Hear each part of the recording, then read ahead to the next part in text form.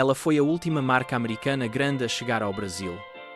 E foi a primeira picape estrangeira a sumir das nossas estradas.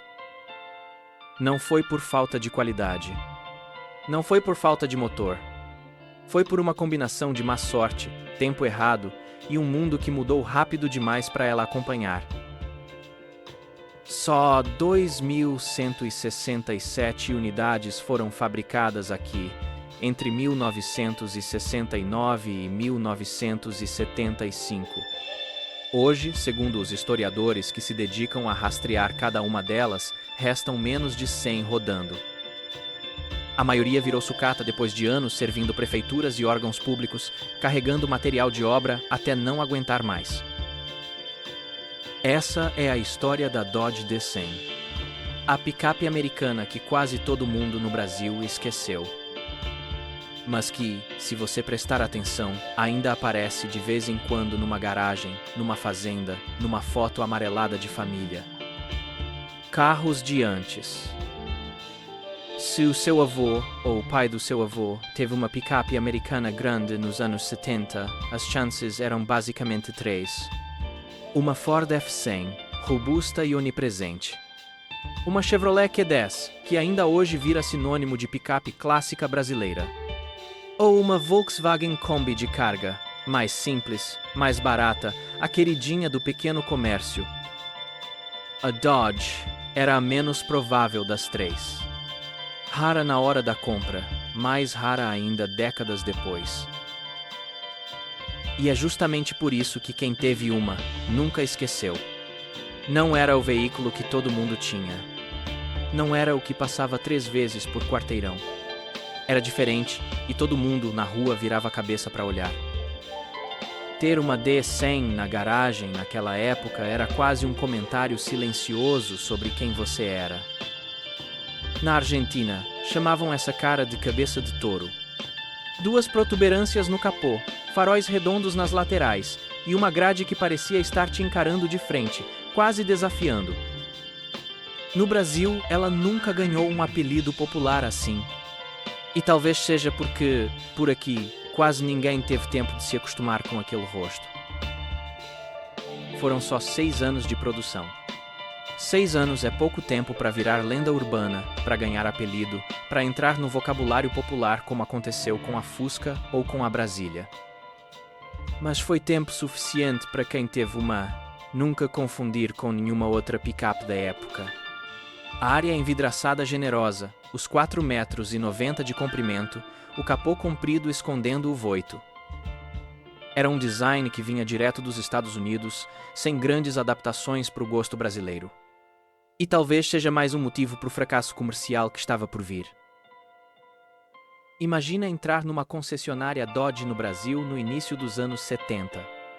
Um salão pequeno, comparado ao movimento das lojas Ford e Chevrolet, que já tinham décadas de presença no país. O vendedor te mostrando a versão luxo, apontando os frisos cromados, o acabamento que tentava competir com picapes de linha muito mais estabelecida. Não era fácil vender uma marca nova para um público que já tinha suas preferências formadas havia gerações. Confiança, no mercado automotivo, não se compra da noite para o dia. E foi exatamente isso que a Dodge nunca teve tempo suficiente de construir por aqui. Para entender como a D100 chegou ao Brasil, é preciso voltar para a fábrica que a Chrysler comprou em Santo André, São Paulo. Era o antigo terreno da International Harvester, uma fabricante de caminhões que tinha encerrado suas atividades por aqui em 1965. 109 mil metros quadrados de terreno. 30 mil metros quadrados de área construída.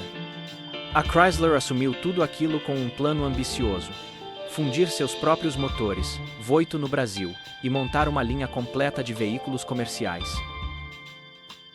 Em maio de 1969, saiu de linha o primeiro caminhão, o D700. 3 meses depois, veio o D400, o primeiro concorrente direto da Ford F350 por aqui. E então, junto com o lançamento de outro nome que faria história no Brasil, o Dodge Dart, chegou a picape D100. Era o início da Dodge no mercado brasileiro. Ninguém sabia, naquele momento de otimismo e planta nova, que também seria quase o fim. A D100 chegou para brigar num mercado que já tinha donos definidos havia anos. A Ford F-75, mais simples, mais barata, pensada para quem só precisava de uma ferramenta de trabalho. A Ford F-100 e a Chevrolet C1404, que anos depois seria rebatizada de C10 e se tornaria praticamente sinônimo de picape no Brasil. A Toyota Bandeirante TB80 e 1L, mais robusta, quase um Jeep de trabalho pesado. E a Volkswagen Kombi, a queridinha do uso urbano, do pequeno comércio, da entrega de porta em porta. A Dodge levava uma vantagem que nenhuma concorrente oferecia, garantia de 6 meses ou 12 mil quilômetros. A maior do Brasil naquela época, superior à de qualquer rival. No papel, parecia uma disputa justa, quase favorável. Na prática, a Dodge nunca conseguiu conquistar o mesmo espaço, a mesma confiança, a mesma presença nas estradas que as concorrentes já tinham construído. Debaixo do capô comprido, um V8 de 90 graus, bloco e cabeçote em ferro fundido, refrigerado a água. 2 litros, as mesmas 318 polegadas cúbicas que equipavam os carros de passeio da marca. Só que domesticado, ajustado para puxar carga, não para correr, com um carburador de corpo duplo controlando a mistura. Câmbio manual de 3 marchas, com alavanca na coluna de direção, do jeito que se dirigia praticamente tudo naquela época. Tração traseira, freios a tambor nas 4 rodas, sem qualquer tipo de assistência. Suspensão dianteira com eixo rígido do tipo cushion beam, feixes de mola atrás. Existiam 2 versões para escolher. A Standard, simples, funcional, sem luxo nenhum. E a versão Luxo, com detalhes cromados e frisos laterais de alumínio, tentando imitar o acabamento das versões americanas mais chiques. Em 1971, veio até uma versão de cabine dupla, com espaço para 6 pessoas, brigando diretamente com a Chevrolet QD's cabine dupla. A Dodge estava tentando de tudo para conquistar espaço. Quem trabalhou com uma D100 na oficina sabia que era um motor generoso, mas exigente. O V8 de ferro fundido não perdoava a falta de manutenção e o consumo alto pesava no bolso de quem dependia da picape para trabalhar. Não existia distribuidor de peças em cada esquina, como acontecia com a Ford ou a Chevrolet. Encontrar uma peça original de Dodge, longe dos grandes centros, virava um problema de paciência. E era exatamente isso que ia afastando os compradores mais práticos, os que precisavam de uma picape confiável no dia a dia, sem sustos, sem espera por peça importada. Uma boa mecânica, sozinha, não sustenta uma marca. Precisa de rede, de peça disponível, de confiança construída ano após ano. E isso a Dodge nunca teve tempo de construir no Brasil. Antes de continuar, se você gosta de relembrar as máquinas que marcaram época no Brasil, deixa o like e se inscreve no canal. Porque a parte mais interessante dessa história ainda está por vir. Outubro de 1973. A guerra do Yom Kippur explode no Oriente Médio e os países árabes produtores de petróleo decidem cortar as exportações para os países que apoiaram Israel. O preço do barril dispara no mundo inteiro, numa velocidade que ninguém tinha visto antes. E as picapes grandes, pesadas, com motores V8 sedentos, viram as primeiras vítimas do novo cenário. De repente, o que era símbolo de força, virou sinônimo de gasto. A Dodge D100, que já brigava por espaço numa disputa difícil desde o primeiro dia, sente o golpe em cheio. As vendas despencam, mês após mês. A produção desacelera, ano após ano. Entre 1969 e 1975, apenas 2.167 unidades saíram da linha de montagem de Santo André. Um número pequeno se comparado às dezenas de milhares que a Ford e a Chevrolet vendiam no mesmo período, no mesmo mercado. Em 1975, a produção da D100 no Brasil chega ao fim. silenciosamente, sem nota de imprensa, sem festa de despedida, sem ninguém prestando muita atenção. A maioria das D100 fabricadas no Brasil foi parar em frotas de prefeituras e órgãos públicos. Rodaram anos carregando material de obra, equipamento, funcionários. E quando já não serviam mais para nada, foram sucateadas, sem cerimônia. Mas algumas escaparam desse destino. Existe o caso de uma D100 Standard de 1971, comprada 0 km por um órgão público da cidade de Franca, no interior de São Paulo. Anos depois, foi vendida para um morador da mesma cidade e mais tarde repassada para um colecionador de Brasília. Assim que a comprou, ele mandou a picape para uma empresa especializada em restauração de veículos antigos, na própria Franca. E até hoje, dentro do porta-luvas dessa D100, está guardado o manual original do proprietário. Histórias assim são raras, mas são a prova de que, mesmo abandonada pelo mercado, a D100 encontrou quem cuidasse dela. E aqui está o detalhe que poucos sabem e que muda completamente como a gente enxerga essa história. Enquanto a D100 brasileira desaparecia em 1975, a mesma picape, com o mesmo chassi, com o mesmo motor de família, seguia firme na Argentina. Lá, vendida sob 3 nomes diferentes dependendo da concessionária, Dodge, Fargo e de Soto, ela dominou o mercado ao lado da Ford e da Chevrolet por quase 20 anos. Só parou de ser fabricada em 1980, quando a Volkswagen comprou a fábrica de San Justo, em Buenos Aires. E, nos Estados Unidos, a história foi ainda mais longa. A mesma D-Series continuou sendo fabricada até 1993, 18 anos depois do fim da linha brasileira. Só que sob outro nome, criado para escapar da crise que quase quebrou a Chrysler, Ram. No Brasil, não houve essa sorte. Não houve troca de nome, não houve reformulação, não houve segunda chance. A picape simplesmente sumiu, apenas 6 anos depois de ter chegado, enquanto suas irmãs, do outro lado da fronteira e do outro lado do Equador, continuavam rodando.